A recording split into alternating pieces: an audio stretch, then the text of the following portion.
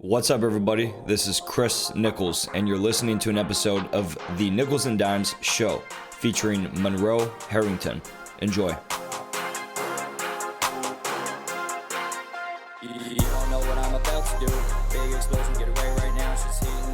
Monroe, what's up, brother? What's going on, buddy? How are you? It's good, man. Thanks for having me. Good to see you. Hell yeah, we're out here, man. Yeah. 2023. 2023, man. It's a big year. We're moving, man. Absolutely. Man, dude, well, it's good to see you, and I'm stoked to get into your story and your real estate brand. But let me just give a quick intro for everybody. So I'm here today with my buddy Monroe Herrington, who has built a very successful real estate brand based out of San Diego named the Monroe Herrington Real Estate Group, which represents luxury residential home sales throughout San Diego and has sold over $125 million in real estate to date. Monroe is originally from Crestline, California, in the San Bernardino Mountains, sort of near Big Bear, right? Yeah, exactly. Yeah. He then spent some time living in Lake Tahoe. Which part of Tahoe were you on? So I was actually on the South Shore, lived Okay. on the Nevada side. I actually lived in 3 different houses, or maybe even 4 the time I was up there for 2 years. So, Nice. Yeah, mostly South Shore. My office was located in the Tahoe Keys. Solid. Yeah. Okay, and then you came to San Diego in 2015, and you've been here ever since, right? Correct. Yeah, never looked back. Yeah, I moved to Tahoe in 2013, San Diego 2015. I love it, man. Well, geez, where should we start then? Should we start from the transition of you growing up in Crestline and going to Tahoe? What was your life like, and then what brought you to that transition to go to Tahoe? Yeah. Well, might as well just run it from the beginning, right? So Sure. So I think I was about 20 years old when I got my real estate license back in 2013. Never ended up going to college. Never really wanted to go to college. Mm-hmm. I always found it hard to stay awake in school. Yeah, I don't know. There's just something about it. Even when the college recruiters would come into high school, I was just like, just doesn't click. I don't know. I can't see the light at the end of the tunnel, if you will. Yeah, it sounds fun. A lot of people say college was the best years of their life, but I'm just like, I don't know. It didn't jive. So Why do you think that was? I grew up with a single mom. She never really pushed me in school. Mm-hmm. So she kind of just let me do, I got decent grades and stuff, but she let me just figure things out on my own growing up. And even going back when I was younger in life, when I was 17 years old, my mom purchased another place, kind of her dream house, out in the desert. Got a super good deal on it. This was back in, I think, like 2011. And the builder walked away from it, so she got a good deal on this house. And she actually moved into that house while I was still in high school. So kind of been living on my own since junior year in high school. She would come to the house, et cetera, check in on me, provide food. Yeah. But I was just there alone, and so I kind of had this independent mindset, and going to school and just kind of following that process, just, I don't know, it didn't really make the most sense to me, and I couldn't see myself becoming a doctor, lawyer. I quite frankly just didn't know what I wanted to do yet. So I was like, well, if I don't know what I want to do, I should probably figure out what I want to do before I spend all this money, time, energy going to college. So my objective was just to get work experience. Yeah. Because I felt like work experience would be more valuable than just getting a bachelor in I don't know what, because I didn't know what I wanted to do. X major. So I don't know. I'm just a very direct person. So Yeah. I guess I skipped that chapter, started getting work experience, got my personal training certificate. Nice. Was doing odd jobs for my dad, and then also, what else? I started working for a loan company, with just auditing loan files. I literally had to get up at like 4:30 a.m. every morning. Damn. To make minimum wage. it was crazy, but I was like, just wanted that work experience. Again, I wasn't really doing it for the money. And so after I realized, this isn't cutting it minimum wage. I don't really want to be I couldn't see myself making much more than 6 figures, barely making 6 figures as a personal trainer. So I just said, you know what, I'm going to get my real estate license, and literally got my real estate license within 2 weeks. I left my hometown and moved up to Lake Tahoe. Damn. Didn't really know anybody up there. Wasn't even old enough to drink yet, but I was old enough to sell real estate. So I was just gonna ask, how old were you at this point? I was 20 years old. Okay. Yeah, I was 20 years old. Wow. And, everybody was like, man, that's really courageous of you to, just move up here on a and I was like, well, what's the alternative? That I just stay in my little sleepy hometown? And Yeah, that just wasn't a good option. So That's crazy, man. So I'm very interested in what you said about the why you weren't interested in college still. Like you talk, it makes sense when you say you had that independent time when you were kind of living on your own. Your mom would check in sometimes because she got that house. Like, first of all, why did you want to go live on your own at that point? And you were still finishing high school at this point, right? Yeah, so just to kind of clarify what happened there, my mom actually bought another house. So I was still living in my childhood home. Got it. She kind of bought another house, would spend most of her time there, but she just left me alone. She trusted me to take care of myself, essentially. I see. So she kind of provided food and checked in on me every now and then, but like let me do my own thing. That's cool. And I earned her respect just growing up over the years and just being a good son. So yeah, that was that. And but yeah, to kind of touch on what you asked about college.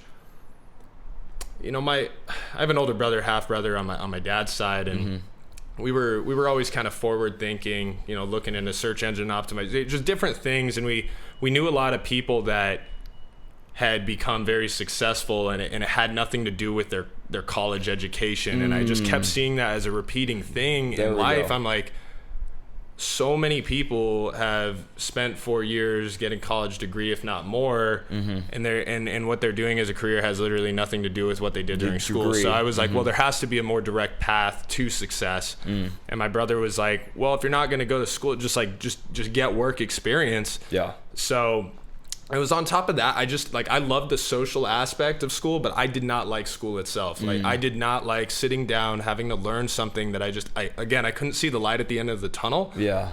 I'm more of a direct person. I'm like, why am I learning this? Why am I learning algebra? Like, I could never see myself, like, in any circumstance in life having to use this. And so with college, you have to do 2 years general ed. So I'm like, well, why sit through 2 years of general ed when I could get 2 years of experience working? And that's what I did. Yeah. And within that 2 years, like I said, I got my personal training certificate, started a little business there. Was doing odd jobs for my dad, anything else that I could find, as well as auditing those loan files at Mountain West Financial. Yeah. And, within that time, also got my real estate license. Damn, so man. That just seemed to, with all of those things, I could see a direct path to success within every one of those things, whether it was personal trainer, working for a loan company, becoming a loan originator, or, I could see the light at the end of the tunnel, if you will. I could see a path.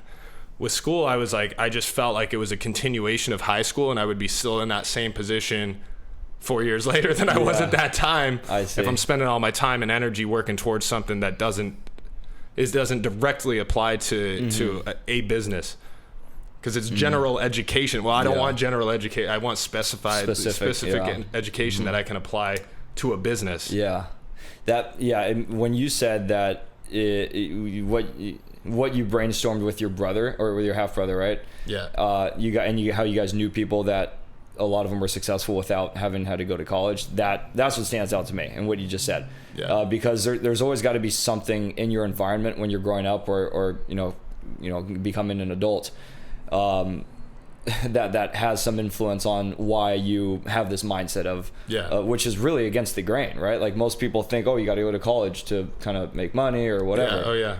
Yeah. Right? Yeah, I mean, my dad, like I said, I grew up with my mom full time, but whenever I was with my dad, he would lecture me full blown, like, cursing at me, like, you better go to college. Yeah. Damn. Like, saying you got to get your Bachelor of Science or Bachelor of Arts, like, whatever it is, like, you better go to college. And it was like either that or join the military. And I'm like, no and no. It just wasn't what I wanted to do. Yeah. And I didn't know what I wanted to do, but I knew that wasn't it. So I'm like, well, I'm going to give myself a little space to figure that out. In the meantime, get some work experience.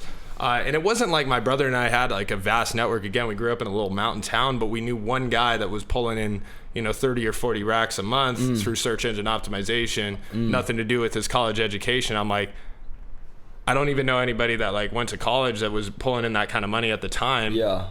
Again, my network was much smaller, but it just, again, didn't seem like the best thing for me. And I didn't feel it from within that I should go do that.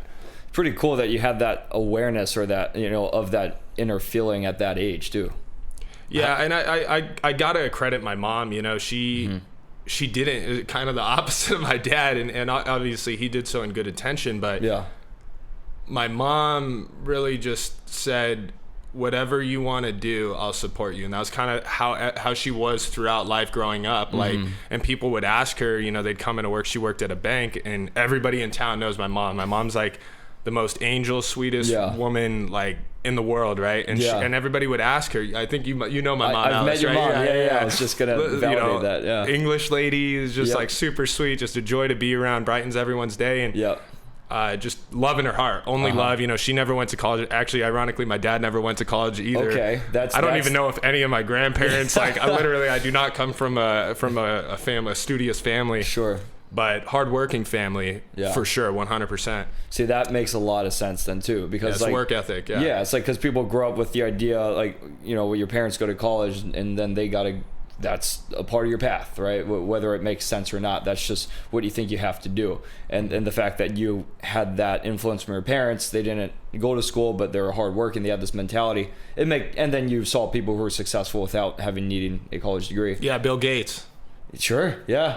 Well, the man did drop out of Harvard, but yeah, he didn't finish. Well, he dropped out, right? So it's, you know, there's all these people, you know, throughout history that are extremely successful, and I'd say a lot of the most successful people. Not to say if you went to college, you're not going to be one. That's not the case at all. And I did believe in school, and I respect people that go to school with, you know, with an intention. Yeah. They're like, I'm going to be a lawyer, I'm going to be a doctor, whatever that is. Like, you have to go to school for that. Yeah. But again, I didn't know what I wanted to do, so I was like, I'm not gonna just continue down that path where I think there's more productive things that I could be doing with it. And then if I figure out, hey, what I want to do is become something that I need to go to school for, then I will go to school. Yeah. But I don't see a need to just jump right into it, because it's like, if I commit to something, I want to commit to it with, you know, 100%, you know, drive, integrity, and commitment, rather than, you know, kind of foot in one bucket. Half-assed it, exactly, for sure.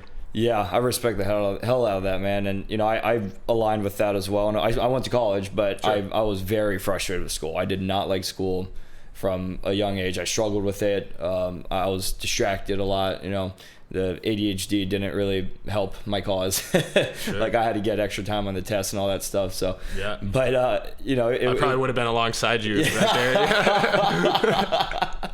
Oh, man, it's a joking matter amongst my friends. So it's fun to laugh about, but I don't know, dude.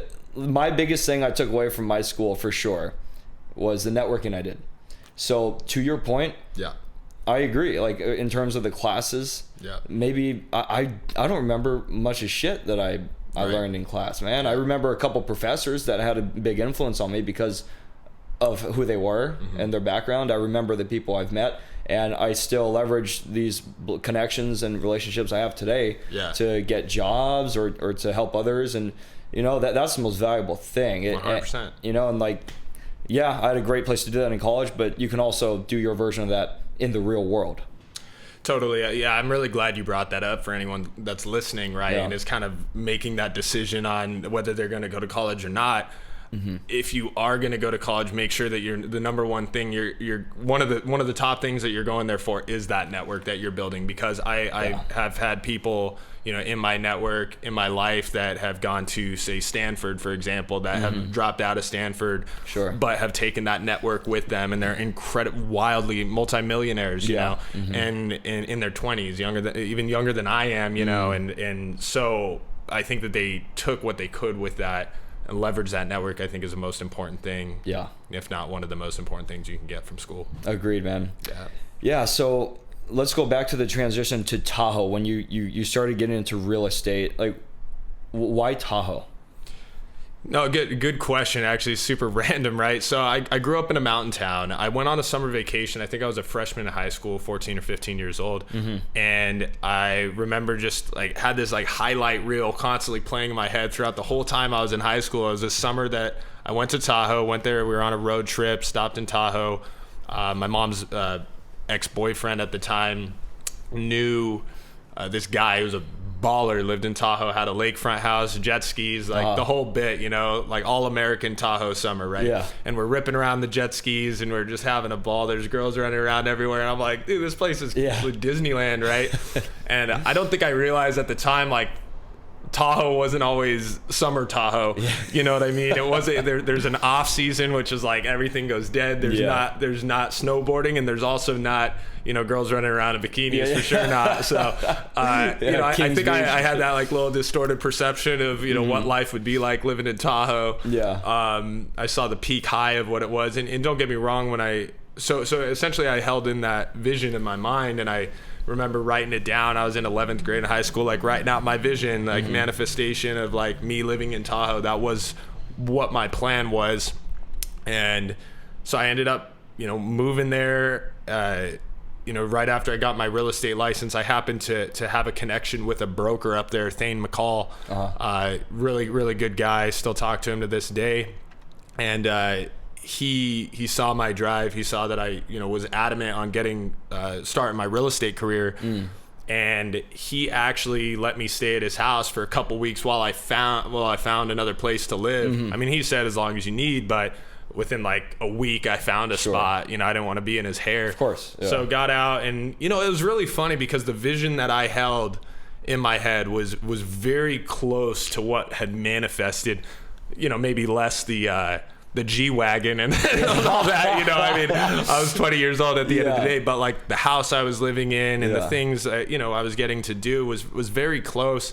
But I moved up there in October, and I was like, this isn't the Tahoe that I remember from freshman summer, right? Yeah. And just the off-season time. The off-season time. And then the 2 years I lived up there were drought years.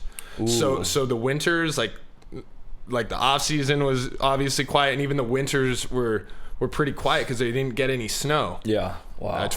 So anyways, but what it did help me do was focus, because I didn't have, those distractions. So I just like literally taught myself. I was sitting, 4 to 5, sometimes 6 open houses a week. Damn. From 10 or 11 in the morning till it got dark.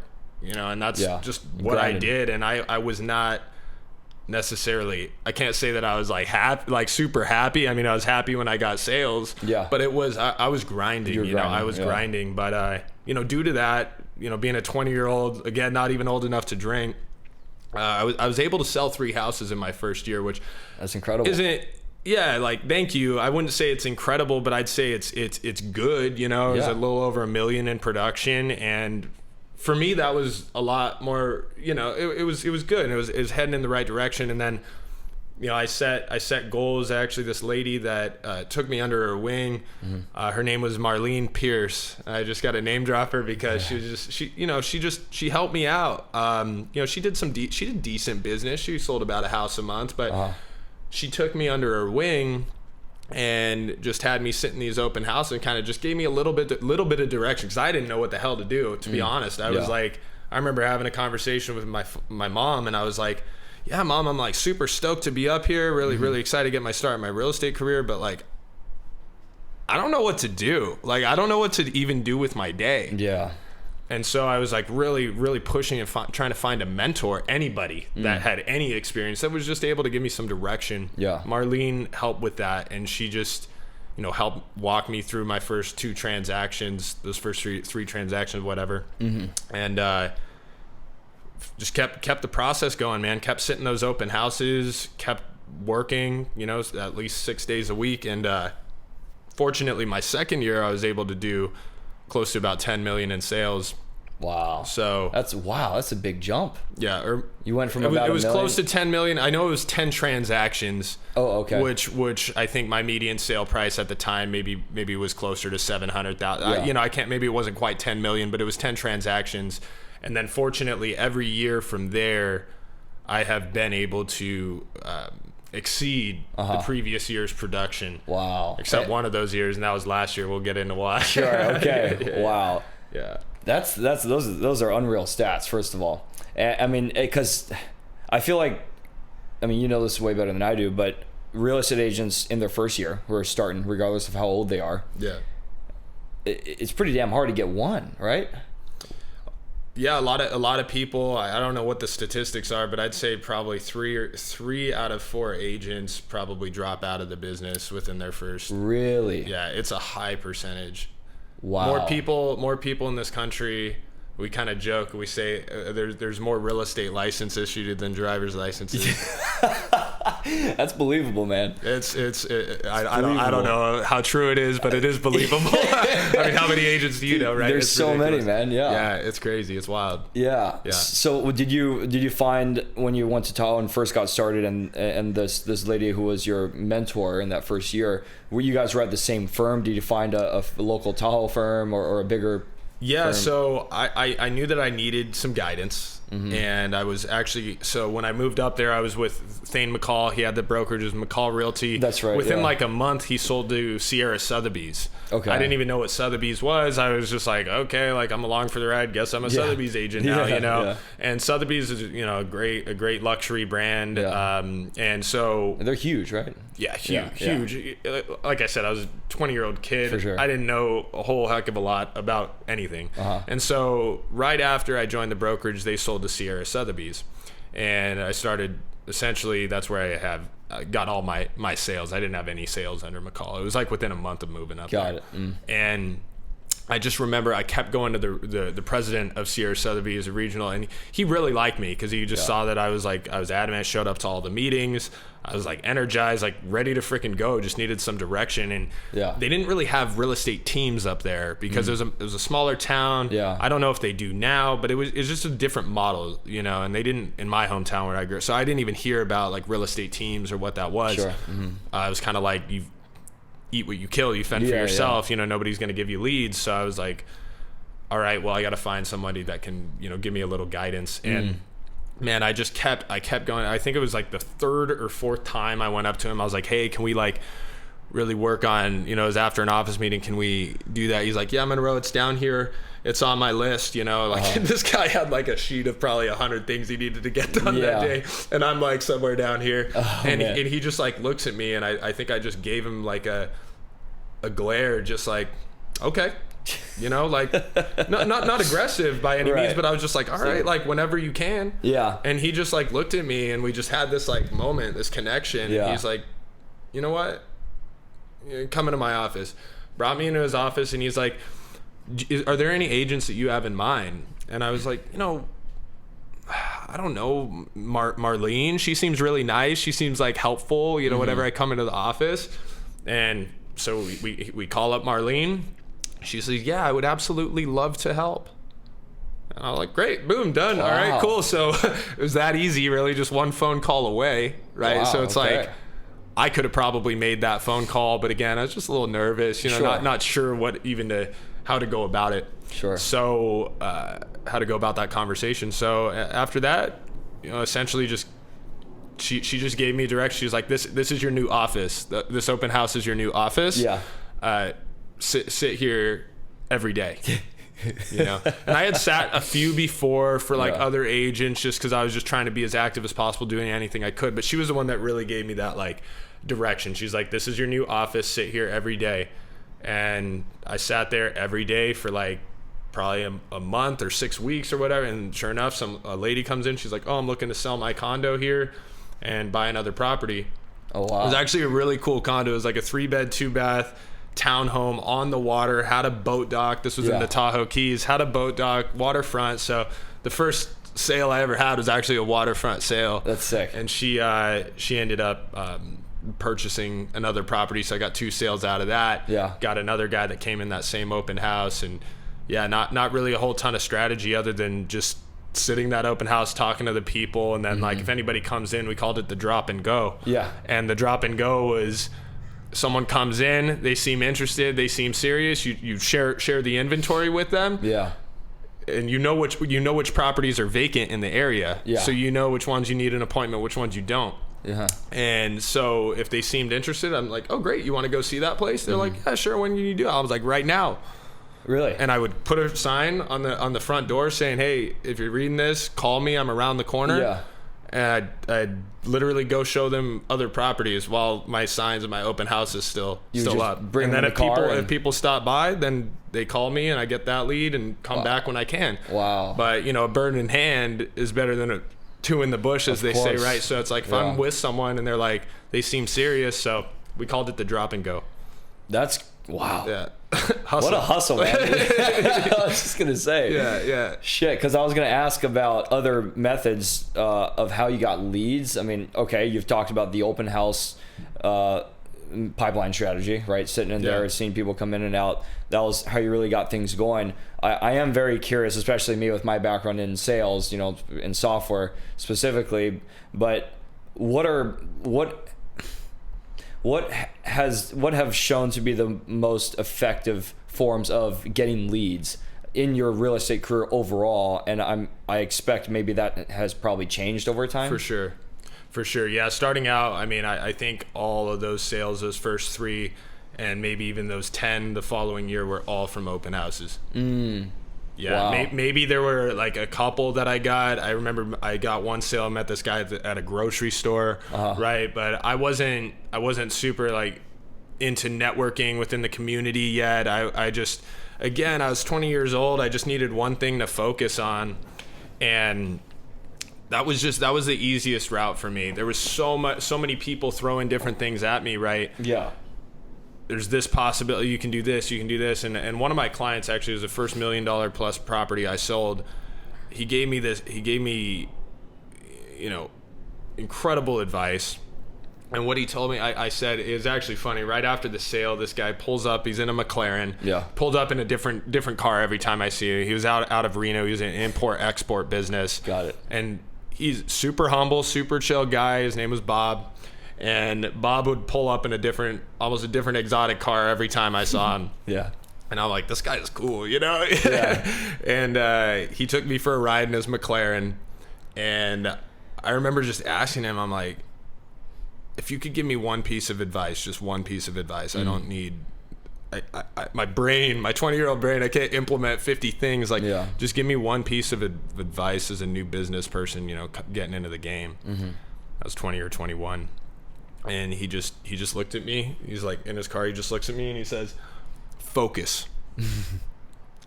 focus." He's like, he's like, pick something and get really good at it. Yeah.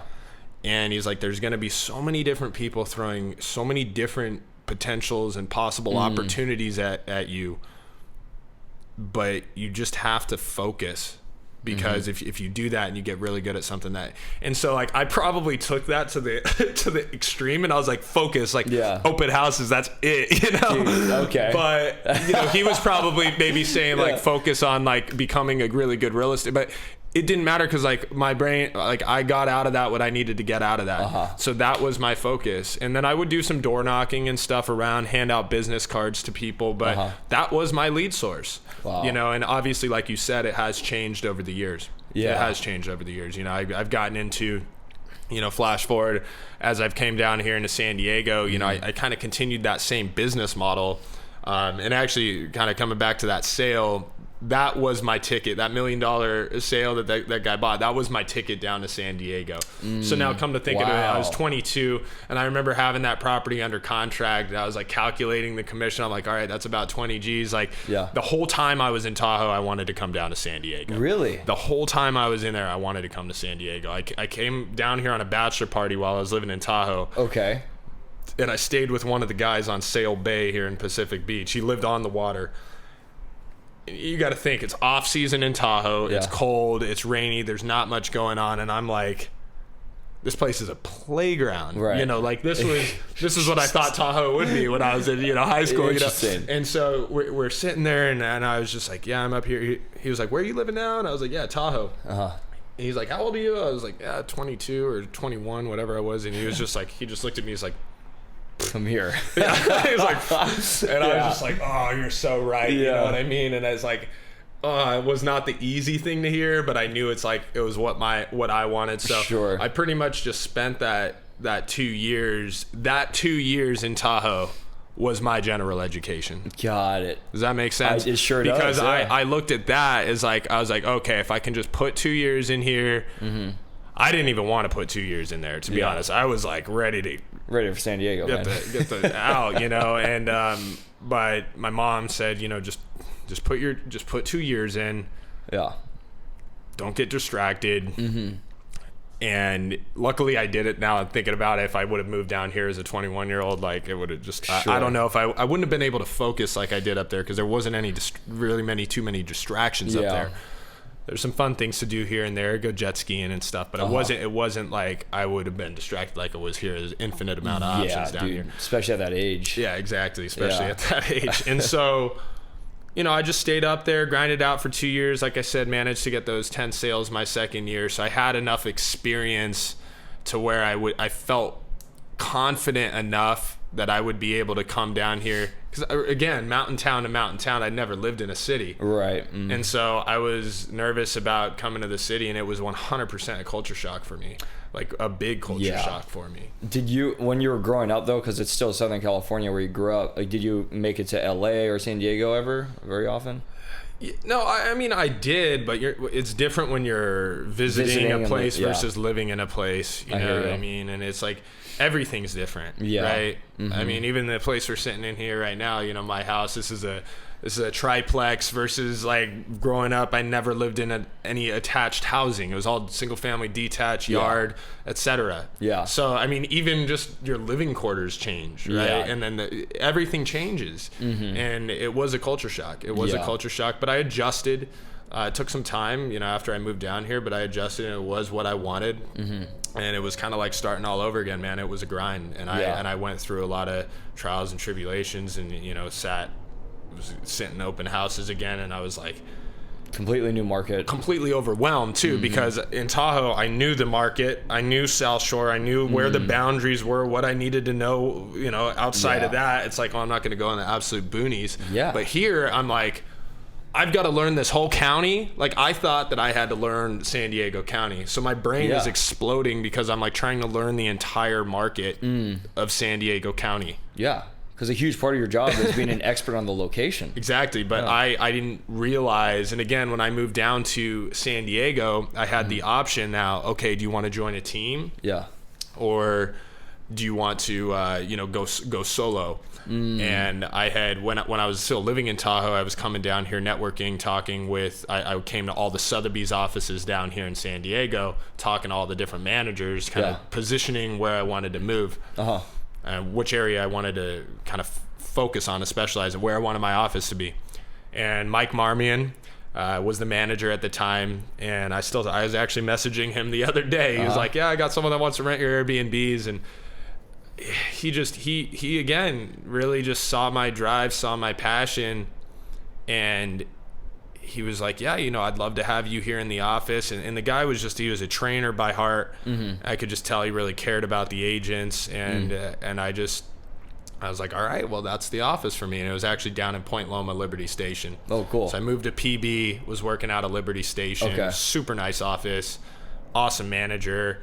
And man, I was just freaking grinding, grinding harder than I was in Tahoe even, because it's like, had to learn all these new things. And, but like anything, you kind of get your bearings, and that was my focus was Point Loma, Liberty Station, Ocean Beach kind of areas. And I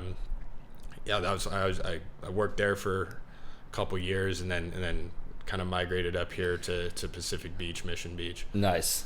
Wow. Okay. And I want to continue from that point on to now, but I just got to respond to something you said earlier with a quick story. When you talked about the guy with all the exotic cars, right? And you said focus. First of all, I've heard you say that same message before. Remember when we did that fish market thing at my house? That was like what? Because we had all these different ideas flying around. I was getting overwhelmed. I was too, man. I mean, I was about it, but I look back and I'm like, holy shit, this. The crypto was blowing up, right? And so everyone is distracted, and certainly it's been easier to focus, I think, in the down market over the past however long it's been now.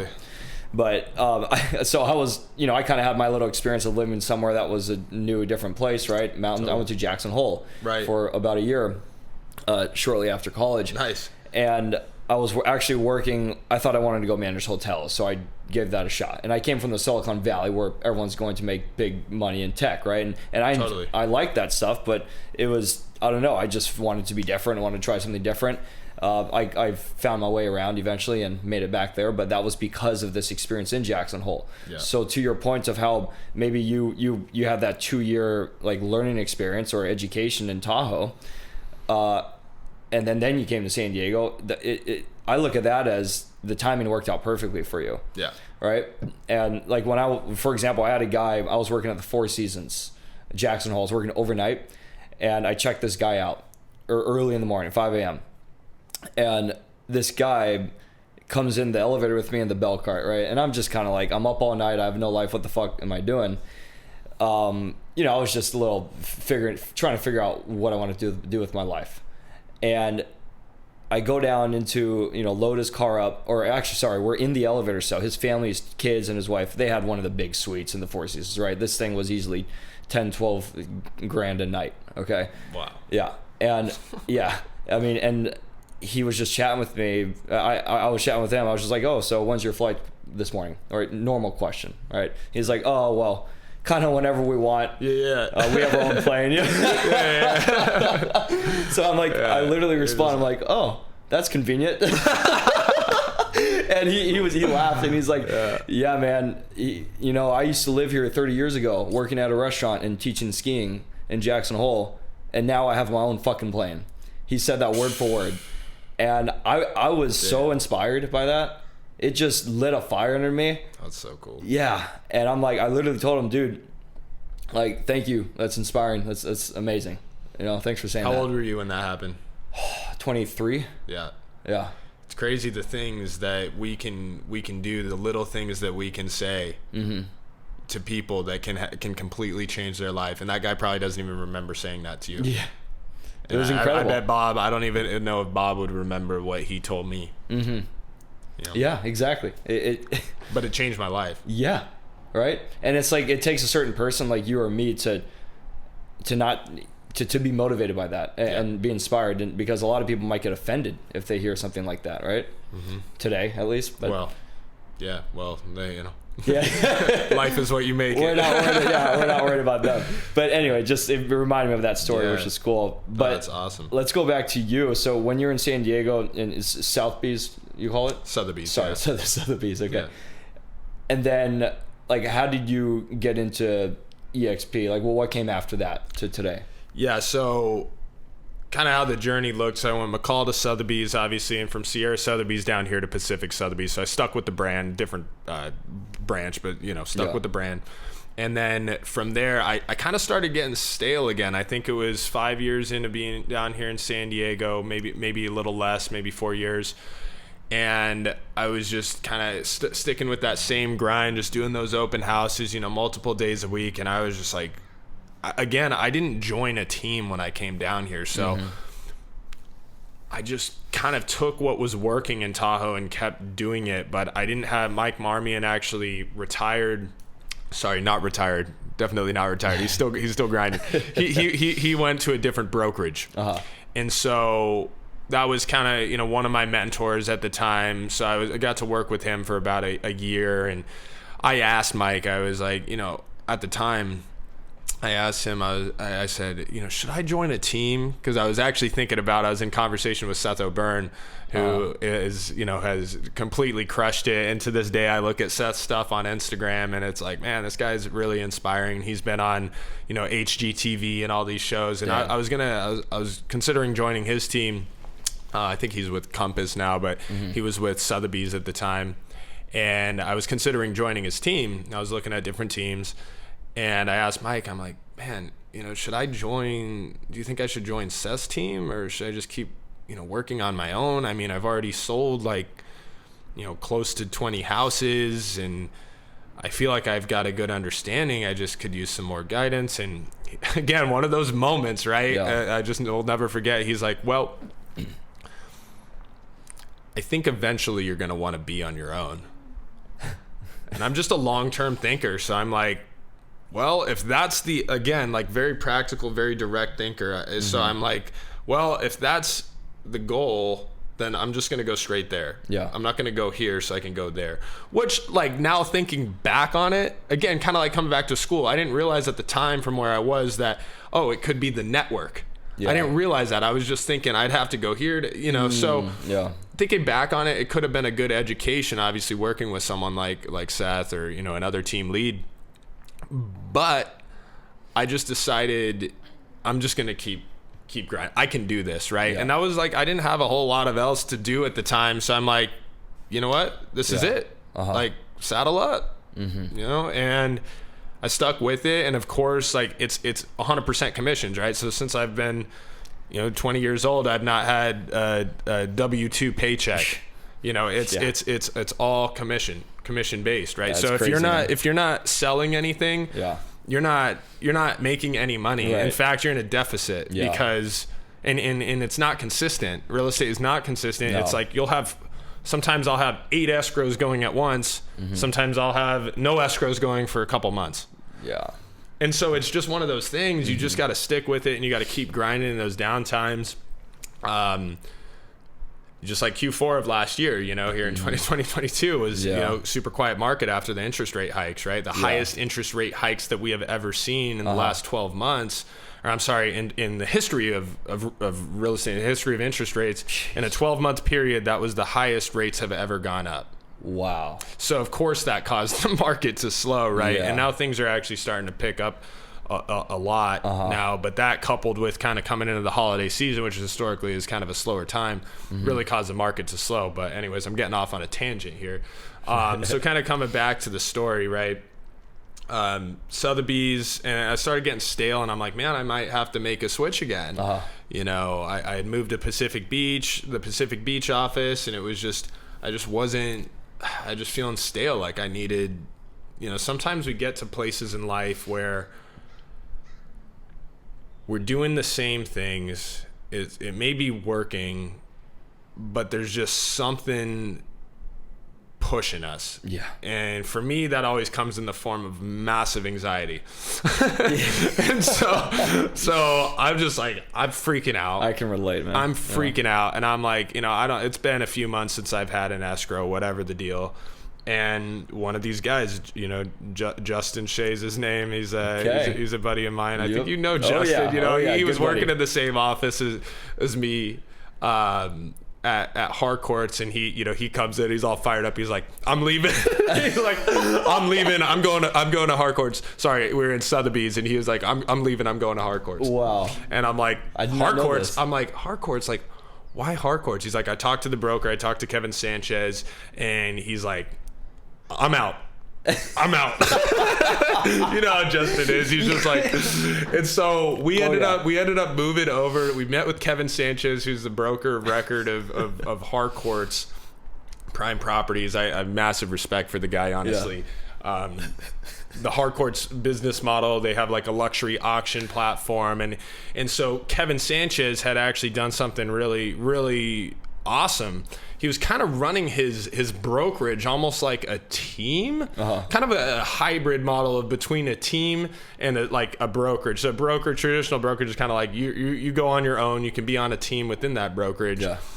He was kind of like, you could call Kevin. He was a broker of record, had how many agents under him, but he'd always take your call. And he'd always give you a little coaching session if you need it. And then you had an office manager. The way they had their commission breakdown structure, the office manager was also more so incentivized to see the agents in that specific office succeed. So the office manager was almost acting more like a team lead, and you had access to Kevin Sanchez. So they provided their agents a lot of value. Sure.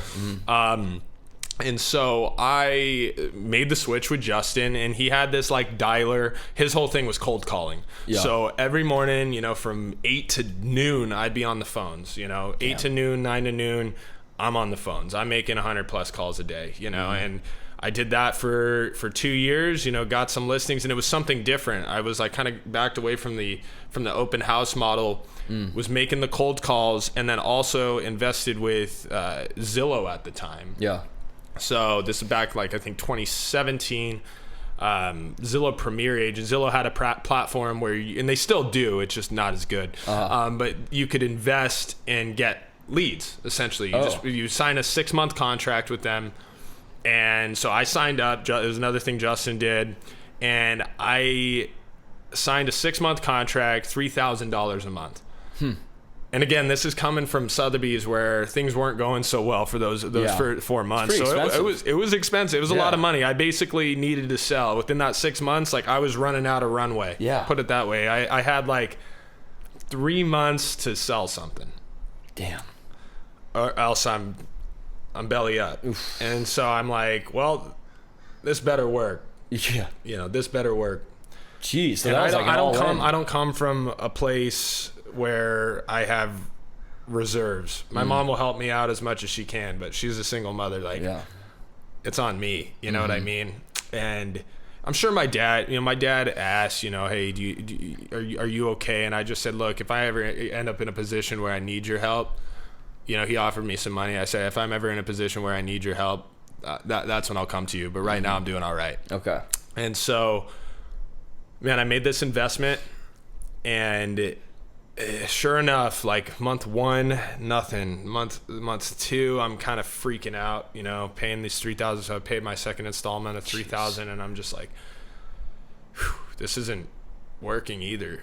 And sure enough, man, spring came around. I think it was, like I said, 2017, and someone just turned the fire hose on, and these leads just started freaking rolling in, bro. Right on time. And believe me, I knew how to work. So I was picking up the phone. I was closing. I remember the first couple leads I showed. I literally opened it, showed them one property, and they freaking wrote an offer. And I'm like, whoa. I'm like, what is this? Yeah. Because coming from a business model where it's like, I've got to court the leads, you know, they're you know, through the open house, etc. So these leads were hot. The inquiry came in. Yeah. We're interested in this property. I show them the property, and they want to write an offer. I'm like, this is a joke. Right. And so I ended up closing that year between 2017 and 2018. Probably did over $500,000 in gross commission income. Whoa. Through Zillow. Through the Zillow leads. Yeah, through the Zillow leads, and then just from my cold calls, but like they were hot. They were hot leads. Wow. And so I actually just upped the ante on that and started paying $5,000 a month. And actually at one point I was investing $10,000 a month into these leads. No way. Yeah, I started breaking a sweat at that point. So I dialed it back a little bit. But then I started other lead sources like realtor.com. Okay. Which just recently, I think back in 2021, I canceled both Zillow and my realtor.com spend, but I've closed millions and millions of dollars in real estate and you know, probably generated at least close to $1 million, if not more, in revenue. Yeah, I would need to break it down, but so that is one thing that definitely catapulted me into a whole nother, you know, level. Yeah, because I was still grinding. I was still holding my open houses. I was doing cold calls, and then I had this passive lead source coming in. So like my business wasn't no longer just generated on me having to get out there and prospect for business, if that makes sense. Yeah, that's incredible, man. I'm so glad you shared that story about being your back against the wall right there with the 3 months, and then Zillow finally coming through at the end. That's the kind of stuff that I want to highlight on this show with people, right? Is it people, you know, when you're really in the trenches and stuff's getting sketchy and scary, and then there's something that you overcome. So every breakthrough I've ever had in my life, even coming back to, you know, this month, what is the saying? Every breakthrough is preceded by a breakdown. Yeah, dude. Yeah, it's true. So you have this like moment where you're breaking down, and you're like, I think I'm gonna give up. Yeah. And you're like, I'm in up to my ears with it, you know. And then you just push a little bit. You push past that just a little bit, and that's where your breakthrough is. Yeah. So anybody that's out there that's thinking like, hey, I think I'm gonna give up, don't. push past that, because it's not too far beyond that point. It's weird, man. It's like God or the universe, it really tests us. Yeah. And it's like, if everybody wants to be rich, but they say they want to be rich, but are they willing to give that extra effort when you're spent? Are you willing to just spend a little bit more, you know, pun intended here, I guess, right? So true. So that's the thing, you know, and spend a little bit more.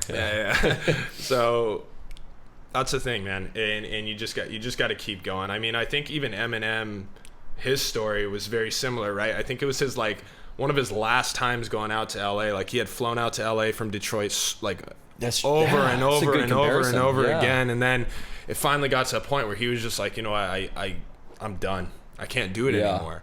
And then I think he freaking mustered up the courage or whatever little reserves he had left, went back to LA, and that's when he met Dr. Dre. Yep. I'm paraphrasing here. I don't know exactly how the story went, but I mean, and what if he didn't, we'd never have had Eminem and, you know, everything that he did for the hip hop industry and et cetera. So it's like, man, that's crazy to think about, right? And there's so many examples throughout history of people like that that just gave it that last final push, and that was their breakthrough.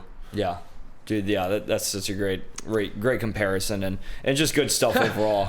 Well, you know, I'd love to make a comparison. We'll see. Yeah. Let's hop on again in 10 years, and we'll see. You know, maybe I don't know. Analogy is a better word, but I hear you. Yeah, I hear you. Man, there's a couple more things I want to touch on. But one is, you started talking about it just recently, you know, in some of the recent, let's talk about 2022, okay? Yeah. It was an interesting year. I'm finding a lot of people had a tough year. Yeah.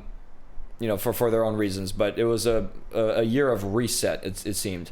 Like a transition year for a lot of people, kind of figuring out their way in the world again after the 2 years before that, which were all messed up, right? If you could pick your biggest highlight from the year and then your biggest challenge from 2022, what would you pick for each? Biggest highlight and biggest challenge from 2022. Yeah. Well, just for a second, I got to back up because I got to give a couple people, you know, some credit and just another shout out. So, you know, shortly after I left Hardcore, it's actually back. I joined EXP Realty, and EXP Realty opened up a whole nother world of options for me. It really did. It was the only brokerage platform that really put the power back. It's the first agent-centric brokerage that I could find. Most brokerages, Sotheby's especially, want Sotheby's to be the epicenter. You're just an agent at Sotheby's. Yeah. I run the Monroe Herington Real Estate Group now, and I'm brokered by EXP.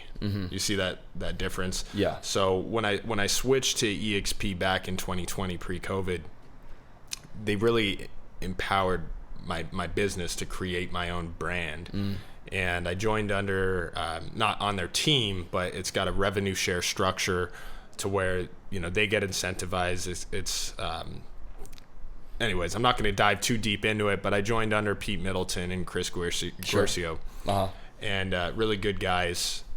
Pete knows PB. Everybody knows Pete, right? Yep. See his billboard. Pete Middleton. Yeah. Great guy. Incredibly hard worker. Has a great reputation around here in, you know, Pacific Beach and La Jolla. Sure. Which are also the markets that I focus on. And so, you know, joining a brokerage that kind of put the power back in my hands, and really empowered me to create my own brand and business was really great. And you know, I went from giving my brokerage $100,000 back in 2018. You know, it was like a quarter of the gross commission income that I made went to the broker, right? So it was like over $100,000. Yeah. And it was like, oh my God, you know, that's a lot of money. And so where could that money be if I was investing that money back into Zillow or wherever, where there's a lot of my leads, my biggest lead source at the time. So I moved to EXP, and then EXP has different structures where you can invest into 5% of your commissions can go into company stock. It's a publicly traded company at a 10% discount. Well, then the stock blew up the first year I was at, and I made over 6 figures just on that stock. Oh, wow. I hit icon status, which is when you do $500,000 in GCI or more a year, and I managed to hit that every year I've been at EXP. And then they give the money that you give into the brokerage or your brokerage splits, they actually give that money back to you in company stock too. Wow. So I'm equity positive. I've been equity positive every year being at EXP. That's huge. It's mind-blowing that our owner is that much of a genius to where he can create a business model that makes the company equity positive and the agent equity positive at the same time. Yeah.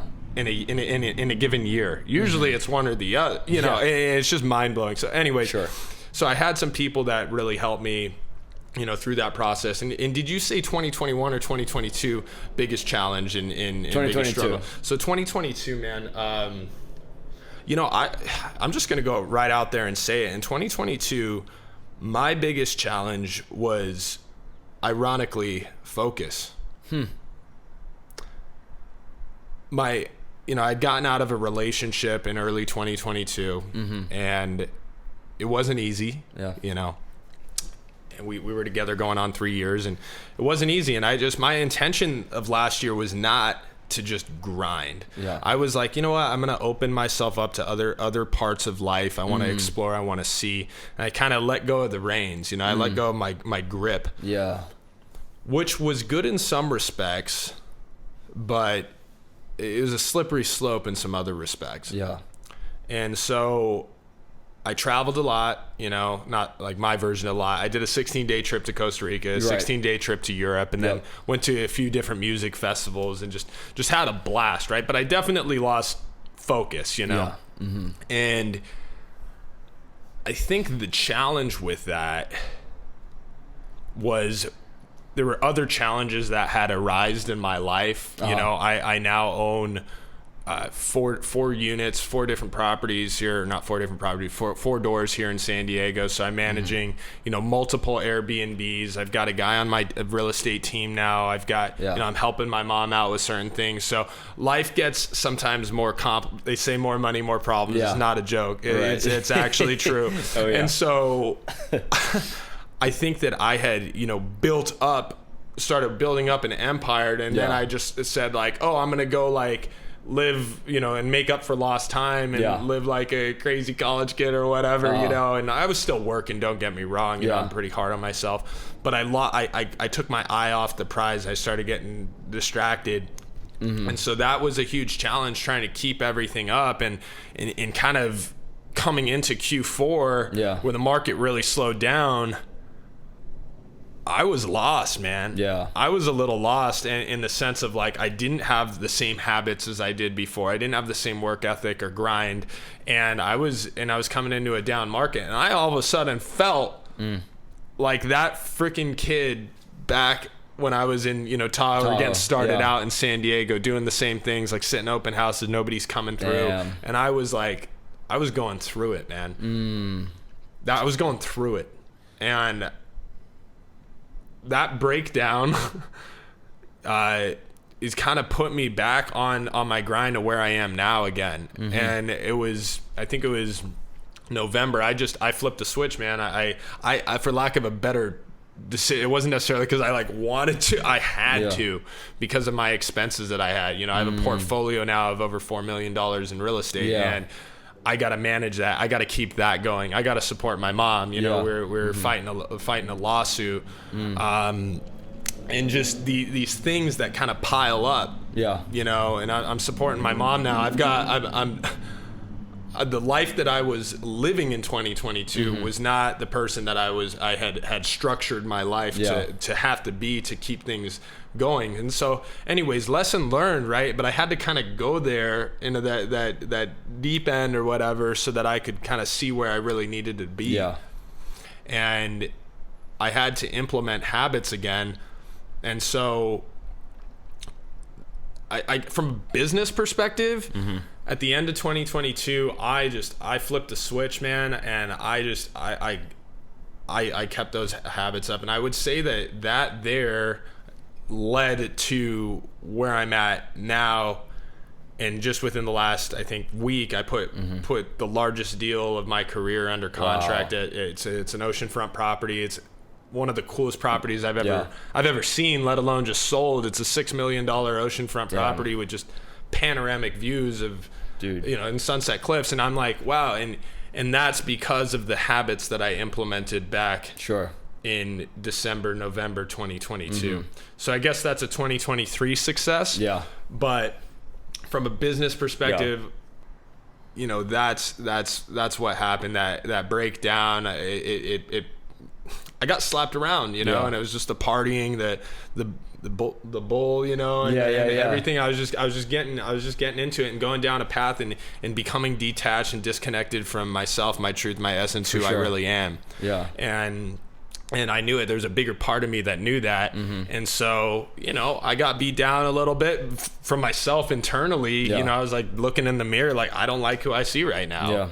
And I never did anything to harm anybody else, but just myself. I wasn't living in my truth. Yeah. So it was like, I was just partying a lot, and just getting distracted, and it just wasn't me. And, I still like to have fun and stuff, but like, this is who I am, building something, Dude, being that guy that's in the elevator, that guy that's in the McLaren, looking at the 20-year-old kids saying focus, and being that example.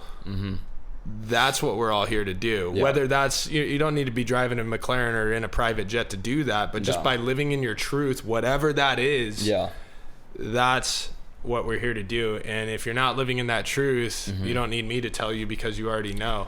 Yeah. And make those adjustments, those changes, those habits that are going to get you and propel you to where you need to be. For real. And that's what I did at the end of 22. So I would say that those habits that I implemented, those habits and that mental switch, cutting out the distractions, that was a success. Love that. That was a success. Dude, thanks so much for sharing that, man. Yeah. Yeah.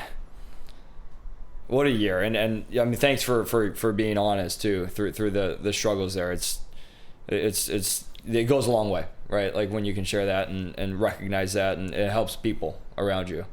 Absolutely. I mean, we're all human at the end of the day, and that's one thing that I had to keep telling myself too, because I, believe me, was not being easy on myself. Yeah. Yeah, man. Well, here we are, man. I'm stoked that we've gotten, you've gotten past those. You use the year to develop these habits again to who you really are. And to your point about, this is who I am, I'm building something. That's honestly what I'm going through too. I struggled with kind of a lack of purpose in a way, and big reason why I started this podcast and feeling good. That's awesome, man. Well, so thank you. Got to do what fills your cup and purpose. I love that word, man. Yeah, purpose. So right? True, dude. As you get older, you start to realize how important that is. Exactly. Yeah. Well, cool, man. Well, we're just about an hour. I'm going to close this off here. I want to ask you one question that I'm asking everybody at the end of every show. Sure. Which is, given the profile of person I'm looking for on this show, I'm looking for someone who's an entrepreneur or entrepreneurial in some way. They're building some sort of brand or whatever, like you have with, which is on your shirt right here. And we're going to post this on social media as well when this episode comes out. But who is one person or a couple people that you have in mind would be a great person you'd recommend I have in my show? Yeah, I don't know if you know who Matt Hirsch is. I've heard the name. Yeah, he's he essentially runs a coaching business. He helps life coaches launch their businesses. Oh. But he himself is kind of this modern holistic business person, and his background and his story is really cool, and I've always just followed his stuff, and we've been good friends. But I just always respect the guy so much, for what he's doing. And he went to an Ivy League school, realized that wasn't filling his cup. Pretty much, I think he did actually graduate, and he was working within the field of his degree, which I think it was finance, business, something along those lines.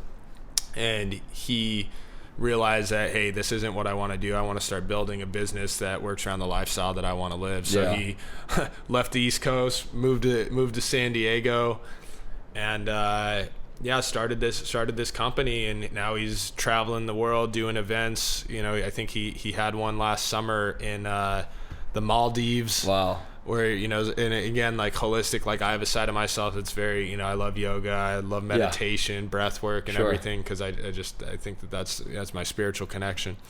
And, I'd say he would be a great person to interview. Very interesting guy. Okay. And, you know, I've certainly learned a lot from him. I love it. Matt Hirsch. Well, thank you, man. Yeah. I'll follow up with you on getting in touch. Yeah, absolutely.